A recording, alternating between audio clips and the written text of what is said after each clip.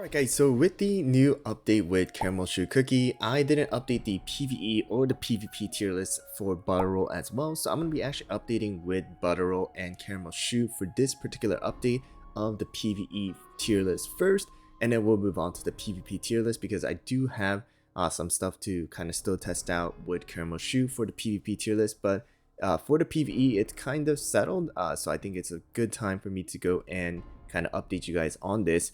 So that you guys know exactly what cookies you guys want to invest in and things like that. First of all, just to let you guys know, this is going to be based on my experience as well as my opinion. So things can definitely change. Things are not, set in stone perfectly or anything like that. And you guys definitely want to test it out before.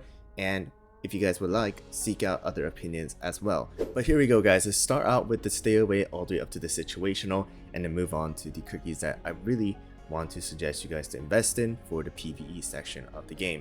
Alright, first of all, starting with Sonic all the way up to Kumio, that's going to be your basic stay aways.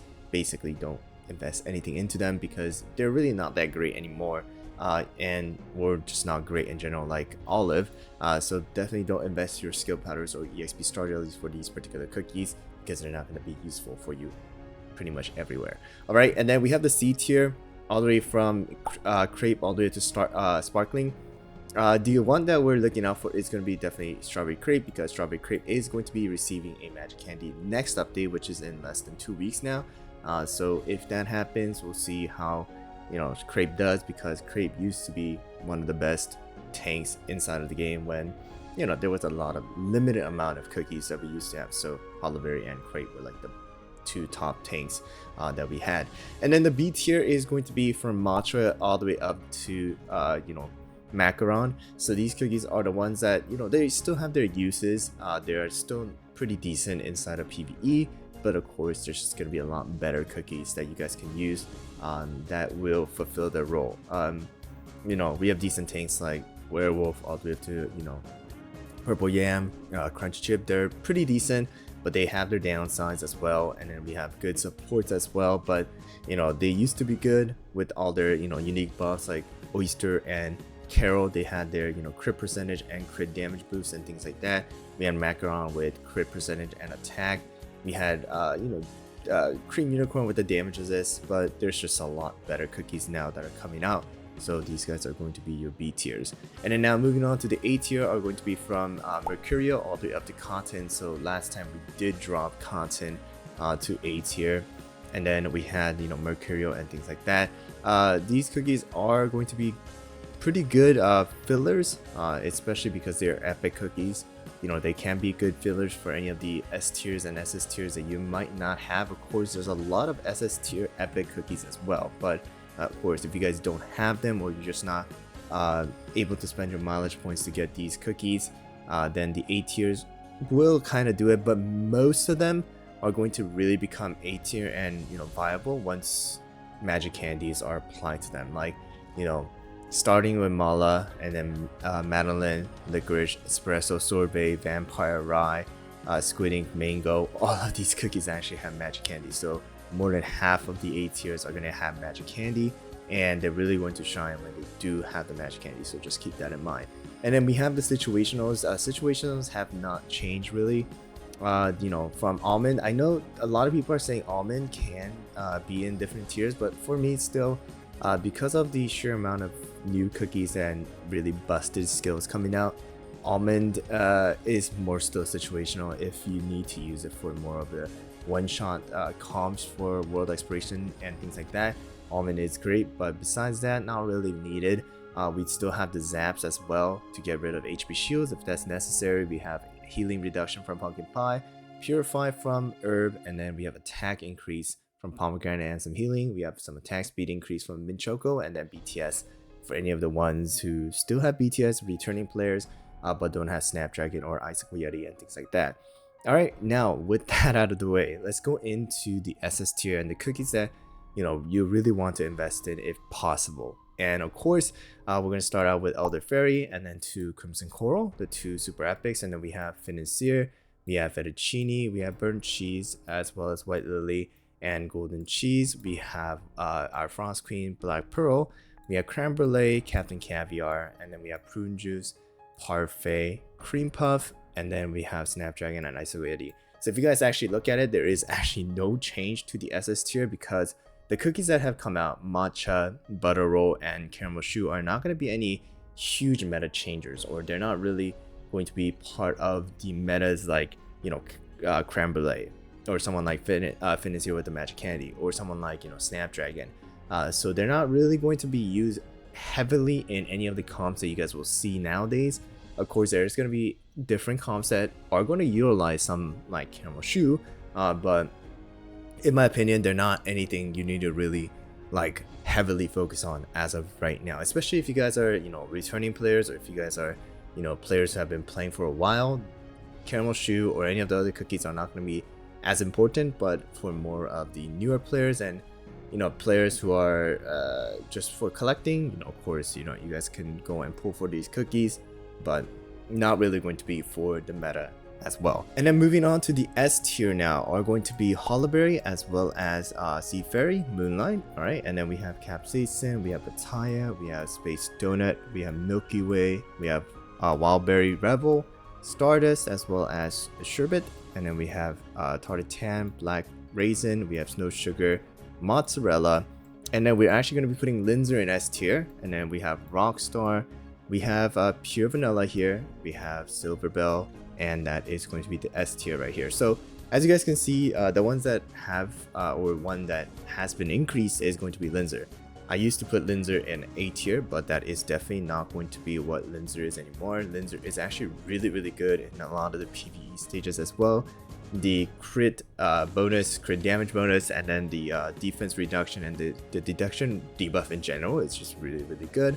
And you guys have seen that in a lot of the boss stages, event stages, and, you know, even inside a Cookie Alliance and things like that. So definitely worth it. And I think Linzer is a cookie that was able to shine more as time went by. So situations like this happens where in the beginning, you know, the cookie is not very good, and then later on down the line with more testing, more new cookies coming out, you know, the more new events and things like that, that cookie that we thought was not that good starts to shine a little bit more.